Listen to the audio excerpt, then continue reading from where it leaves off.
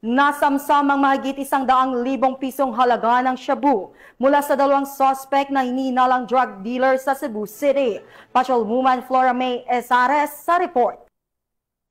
Arestado ang dalawang drug dealer matapos itong makuhanan ng mahigit 100,000 pisong halaga ng hinihinalang shabu sa isang buy-bust operation na isinagawa ng mga kapulisan ng Police Station 5 sa Barangay Ermita, Cebu City noong alas 11:30 ng gabi nitong ika-17 ng Setyembre ng taong kasalukuyan.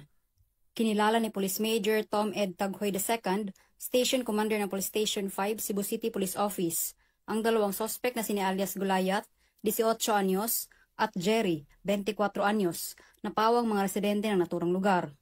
Nakuha mula sa mga suspect ang 7 pakete ng hinihinalang shabu na may kabuang timbang na 15 gramo at may tinatayang halaga na 102,000 pesos, isang cigarette box at buy-bust money.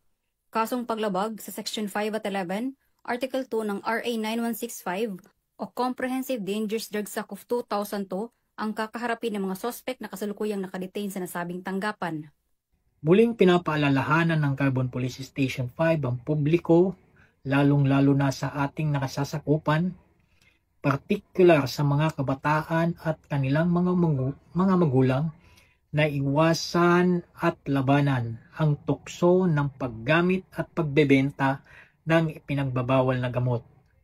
Ang droga ay hindi lamang nakakasira ng kinabukasan, kundi nagiging sanhi din ito ng krimen at iba pang kaguluhan sa ating komunidad.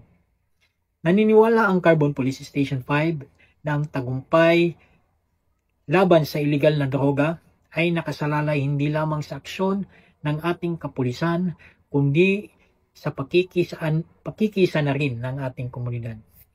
Mula dito sa Central Visayas, ako inyong Police News Network Correspondent, Patrolwoman Flora May Asares, alagad ng batas, tagataguyod ng Balitang Pulis.